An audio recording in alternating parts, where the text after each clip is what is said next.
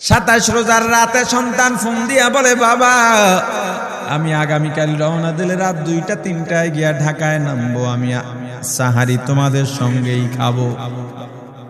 মা বসে আছে, মায়ের সন্তানের বাবাও বসে আছে, সন্তান আসবে। রাত্র 2টা-3টা হয়ে গেছে, সাহারির সময় হয়ে গেছে, সন্তানের খবর নাই। শেষ টাইমে মা বাবা সাহারি খেয়ে ফজরের নামাজ পড়ে দরজার মধ্যে অপেক্ষা করতেছে, সন্তানের খবর নাই। 8টা, 9টা, 10টা বেজে গেছে, মায়ের মনটার ভালো লাগে না। স্বামীকে ডেকে বলে, স্বামীরে আমার সন্তান কই, আমার মনটা ভালো লাগে না, একটা ফোন লাগাও। স্বামী ডাক দিয়া বলে, চিন্তা করো না, ঈদের সময় যানজট থাকতে পারে, চলে আসবে। কিছুক্ষণ পর বাবার মনটাও ভালো লাগে না, বাইরে নেমে পায়চারি করতেছে। হঠাৎ করে একটা ফোন চলে আসছে, সন্তানের ফোন দেখে বাবার সে কি আনন্দ।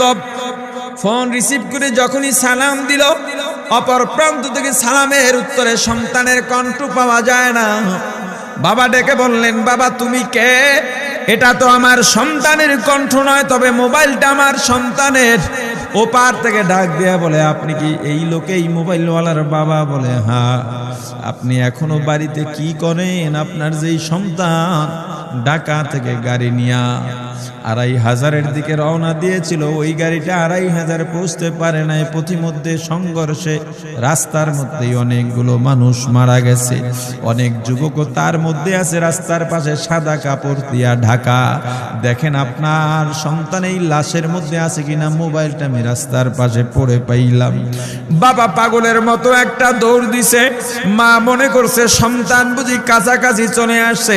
অন্যান্য সন্তানদের ডাক দেয়া বলে, তোরা কে, কোথায়, এদিকে আয়, তোদের ভাই বুঝি কাছাকাছি আসছে। আমার কলিজার টুকরা সন্তান, তোর বাবা যে আগায় আনতে গেছে, তাড়াতাড়ি নতুন চাদর বিছা, বালিশের কভার গুলো খুলে নতুন কভার লাগা, পানি গরম বসা, আমার সন্তান এসে গোসল করবে। আহারে সবাই ফুলের মেলা, ফুলের তোড়া নিয়ে অপেক্ষা করতেছে। 4টা বছর কলিজার টুকরা বাড়িতে নাই, বিদেশ থেকে আসবে। বাবা স্পটে গিয়া দেখেন অনেকগুলো লাশ সাদা কাপড় দিয়া ঢাকা। একটা একটা মাথার উপর থেকে কাপড় উঠান আর কৌতূহল বাড়তেছে, কাপড় উঠান আর কৌতূহল বাড়ে। হঠাৎ তাকায় দেখে কলিজার টুকরা সন্তান লাশের মিছিলে শামিল হয়ে গেছে।